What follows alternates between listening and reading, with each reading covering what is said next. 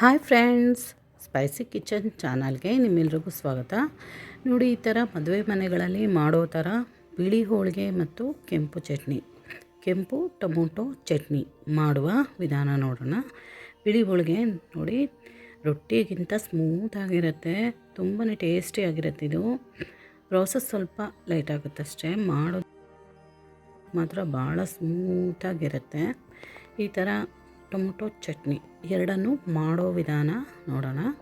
ಇದಕ್ಕೆ ಒಂದು ಪ್ಯಾನ್ ಇಟ್ಕೊಂಡು ಆ ಪ್ಯಾನಲ್ಲಿ ಈ ಕಪ್ಪಲ್ಲಿ 2 ಕಪ್ಪಷ್ಟು ನೀರು ಹಾಕೋತಾ ಇದ್ದೀನಿ. 2 ಕಪ್ಪಿಗೆ 1 ಕಪ್ಪು 1.5 ಕಪ್ಪು ಹಿಟ್ಟು ಹಾಕಿದ್ರೆ ಕರೆಕ್ಟ್ ಆಗುತ್ತೆ. ಈಗ ನೋಡಿ, ನೀರು ಕುದೀತಾ ಇದಕ್ಕೆ ಇದಕ್ಕೆ ರುಚಿಗೆ ತಕ್ಕಷ್ಟು ಉಪ್ಪು ಹಾಕ್ಕೊಂಡು 1 ಸ್ಪೂನು ತುಪ್ಪ ಹಾಕ್ತಾಯಿದ್ದೀನಿ. ತುಪ್ಪ ಹಾಕೋದ್ರಿಂದ ಗಂಟು ಬೀಳಲ್ಲ, ಪ್ಯಾನಿಗೆ ಅಂಟೋದಿಲ್ಲ. ಹಿಟ್ಟು ಹಾಕಿ 2-3 ನಿಮಿಷ ಕುದಿಸ್ಕೋಬೇಕು. ಇದನ್ನು ಮುಚ್ಚಿಬಿಟ್ಟು ಸಿಮ್ಮಲ್ಲಿಟ್ಟು ಒಂದು 2-3 ನಿಮಿಷ ಕುದಿಸಿದ್ರೆ ಸಾಕಾಗುತ್ತೆ. ಕುದಿದಾದ್ಮೇಲೆ ಇದನ್ನು ತೆಗೆದು ಚೆನ್ನಾಗಿ ತಿರುಗಿಸ್ಕೋಬೇಕು. ಫಾಸ್ಟಾಗಿ ಸ್ಟವನ್ನು ಸಿಮ್ಮಲ್ಲಿ ಇಟ್ಕೊಂಡು ತಿರುಗಿಸ್ಕೊಂಡ್ರೆ ಕರೆಕ್ಟಾಗಿ ಮುದ್ದೆ ಥರ ಆಗುತ್ತೆ. ಇದು ಒಂದು ಗಂಟೆಲ್ದಾಗೆ ನಿಧಾನಕ್ಕೆ ತಿರುಗಿಸ್ಕೋಬೇಕು. ಇದನ್ನು ನೋಡಿ, ಇದು ಬಿಸಿ ಇದ್ದಾಗಲೇ ಒಂದು ಲೋಟ ತೊಗೊಂಡ್ಬಿಟ್ಟು ಚೆನ್ನಾಗಿ ನಾದ್ಕೋಬೇಕು. ಇದನ್ನು ಈ ಥರ ಪ್ಯಾನ್ ಮೇಲೇ ಸ್ಟವ್ ಮೇಲೇ ಈ ಥರ ನಾದ್ಬಿಟ್ರೆ ಸ್ವಲ್ಪನೂ ಬ್ರೇಕು ಆಗಲ್ಲ, ಒಡೆಯೋದಿಲ್ಲ ಇದು. ಮತ್ತು 1 ಸ್ಪೂನಷ್ಟು ತುಪ್ಪ ಹಾಕ್ತಾಯಿದ್ದೀನಿ. ಇಲ್ಲಿ ಹಾಕಿ ಚೆನ್ನಾಗಿ ಮತ್ತೆ ನಾದ್ಕೋತಾ ಇದ್ದೀನಿ. ತುಪ್ಪದ ಬದಲಾಗಿ ಎಣ್ಣೆನೂ ಬಳಸ್ಕೋಬೋದು. ಆಮೇಲೆ ಸ್ವಲ್ಪ 10 ನಿಮಿಷಗಳ ಕಾಲ ಹಾಗೆ ಬಿಟ್ಟು ತಣ್ಣಗಾದಮೇಲೆ ಕೈಯಿಂದ ಈ ಥರ ನಾದ್ಕೊಳ್ಳೋಣ. ಅದನ್ನು ಚೆನ್ನಾಗಿ ನಾದ್ಕೋಬೇಕು. ಈ ನಾದೋದ್ರಿಂದ ಹಿಟ್ಟು ಒಡೆಯೋದಿಲ್ಲ ರೊಟ್ಟಿ ಮಾಡಿದಾಗ. ಇದನ್ನು ಚಿಕ್ಕ ಚಿಕ್ಕ ಉಂಡೆಗಳಾಗಿ ಮಾಡ್ಕೊಳ್ಳೋಣ. ನೋಡಿ, ಈ ಥರ ನೀಟಾಗಿ 2 ಕೈಯಿಂದ ಸ್ಪ್ರೆಡ್ ಮಾಡಿಕೊಂಡು ಮಾಡಬೇಕು. ಸುಮಾರು ಒಂದು ದೊಡ್ಡ ನಿಂಬೆಹಣ್ಣು ಗಾತ್ರಕ್ಕೆ ಮಾಡ್ಕೊತಾ ಇದ್ದೀನಿ. ಈ ರೊಟ್ಟಿ ಎಷ್ಟು ತೆಳುವಾಗಿ ಗೊತ್ತಿದ್ರೂ ಬರುತ್ತೆ, ಚೆನ್ನಾಗಿ ಬರುತ್ತೆ, ತಿನ್ನೋಕ್ಕೂ ಟೇಸ್ಟಿಯಾಗಿರುತ್ತೆ. ನೋಡಿ, ಇಲ್ಲಿ ಇನ್ನೊಂದು ಬೌಲ್ ತೊಗೊಂಡು ಮೈದಾ ಹಿಟ್ಟು ತೊಗೊತಾ ಇದ್ದೀನಿ. ಅದೇ ಕಪ್ಪಲ್ಲಿ 1 ಕಪ್ಪಷ್ಟು ಮೈದಾ ಹಿಟ್ಟು ತೊಗೊಂಡು ಅದಕ್ಕೆ ಸ್ವಲ್ಪ ಉಪ್ಪು ಎಣ್ಣೆ ಹಾಕ್ಕೊಂಡು ಕಲಿಸ್ಕೊತಾ ಇದ್ದೀನಿ. ಇಲ್ಲಿ ಮೈದಾ ಹಿಟ್ಟು ಬದಲಿಗೆ ಗೋಧಿ ಹಿಟ್ಟು ಬಳಸ್ಬೋದು.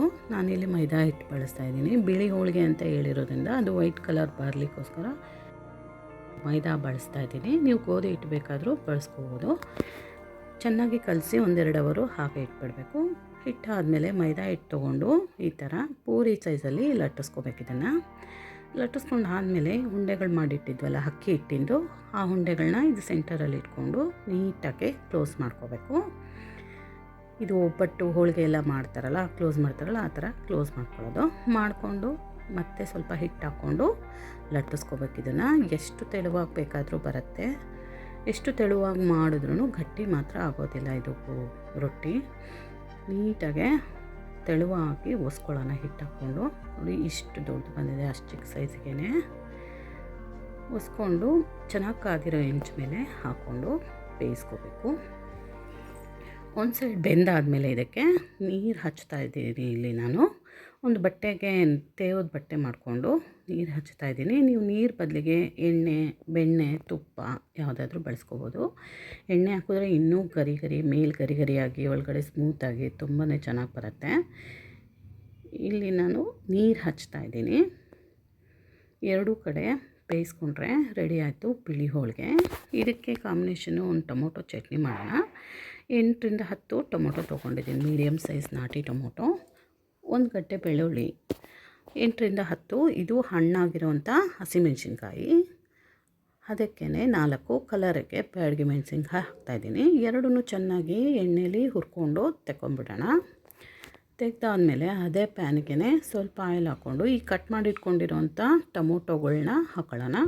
ಹಾಕಿ ಈ ಥರ ಕ್ಲೋಸ್ ಮಾಡಿ ಒಂದು 10-15 ನಿಮಿಷ ಬೇಯಿಸ್ಕೋಬೇಕು. ಇದನ್ನು ಚೆನ್ನಾಗಿ ರೋಸ್ಟ್ ಆಗುತ್ತೆ ಒಂದು ಸೈಡು. ಆಮೇಲೆ ತಿರುಗಿಸಿ ಹಾಕಿ ಇನ್ನೊಂದು ಸೈಡೂ ಚೆನ್ನಾಗೆ ರೋಸ್ಟ್ ಮಾಡ್ಕೋಬೇಕು. ಇದನ್ನು ಚೆನ್ನಾಗಿ ರೋಸ್ಟ್ ಆದಮೇಲೆ ಇದನ್ನು ಆರೋಕ್ಕೆ ಬಿಡಬೇಕು. ಒಂದು 5-10 ನಿಮಿಷ ಆರೋಕ್ಕೆ ಬಿಟ್ಟರೆ ತಣ್ಣಗಾಗುತ್ತೆ. ತಣ್ಣಗಾದಮೇಲೆ ಇದನ್ನು ಮಿಕ್ಸಿ ಜಾರ್ಗೆ ಹಾಕ್ಕೊಂಡು ಚಟ್ನಿ ಮಾಡ್ಕೊಳ್ಳೋಣ. ಈಗ ಹುರಿದಿರೋ ಟೊಮೊಟೊನೆಲ್ಲ ಹಾಕೋತಾ ಇದ್ದೀನಿ. ಇಲ್ಲಿ 1 ಗಡ್ಡೆ ಬೆಳ್ಳುಳ್ಳಿ ಹಾಕ್ತಾಯಿದ್ದೀನಿ. ಹುರಿದಿರೋವಂಥ ಹಣ್ಣು ಮೆಣಸಿನ್ಕಾಯಿ, ಒಣ ಮೆಣಸಿನ್ಕಾಯಿನೂ ಹಾಕ್ತಾಯಿದ್ದೀನಿ. ಹುಣಸೆಹಣ್ಣು ಮತ್ತು ಬೆಲ್ಲ, ಉಪ್ಪು ಇಷ್ಟನ್ನು ಹಾಕ್ಕೊಂಡು ನೈಸಾಗಿ ರುಬ್ಕೊಳ್ಳೋಣ. ಇದಕ್ಕೆ ರುಬ್ಕೊಂಡು ಅದೇ ಬಾಣಲೆಗೇ ಇದ್ದು ಪೇಸ್ಟನ್ನು ಹಾಕ್ಕೊಂಡು ಚಟ್ನಿನ ಒಂದು 2-3 ಸೆಕೆಂಡು ಕುದಿಸ್ಕೊಳ್ಳೋಣ. ಇದು ರೊಟ್ಟಿಗೆ ಹಾಕಿರೋದ್ರಿಂದ ಸ್ವಲ್ಪ ತೆಳುವಾದರೆ ಗಟ್ಟಿ ಮಾಡ್ಕೋಬೋದು. ಈ ಥರ ಸ್ವಲ್ಪ ಕುದಿಸ್ಕೊಂಡು ಒಗ್ಗರಣೆ ಮಾಡ್ಕೊಳ್ಳೋಣ. ಅದಕ್ಕೆ ಒಗ್ಗರಣೆ ಬಾಣಲಿಗೆ ಸ್ವಲ್ಪ ಆಯಿಲ್ ಹಾಕ್ಕೊಂಡು ಸಾಸಿವೆ ಜೀರಿಗೆನ ಒಗ್ಗರಣೆಗೆ ಹಾಕ್ತಾಯಿದ್ದೀನಿ.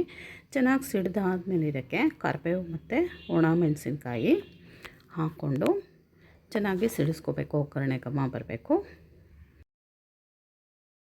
ಚಟ್ನಿಗೆ ಹಾಕ್ಕೊಂಡು ಮಿಕ್ಸ್ ಮಾಡಿಕೊಂಡ್ರೆ ತುಂಬಾ ಟೇಸ್ಟಿಯಾದಂಥ ಟೊಮೊಟೊ ಚಟ್ನಿ ಜೊತೆ ಬಿಳಿ ಹೋಳಿಗೆ ತುಂಬಾ ಟೇಸ್ಟಿಯಾಗಿ ಬರುತ್ತೆ. ಈ ಥರ ಒಂದು ಸರಿ ಟ್ರೈ ಮಾಡಿ ನೋಡಿ. ನಿಮಗೆ ನನ್ನ ವೀಡಿಯೋಸ್ ಇಷ್ಟ ಆದರೆ ಪ್ಲೀಸ್ ಲೈಕ್ ಮಾಡಿ, ಶೇರ್ ಮಾಡಿ, ಸಬ್ಸ್ಕ್ರೈಬ್ ಮಾಡ್ಕೊಳ್ಳಿ. ತುಂಬಾ ಮೃದುವಾದಂಥ ಬಿಳಿ ಹೋಳಿಗೆ. Thank you.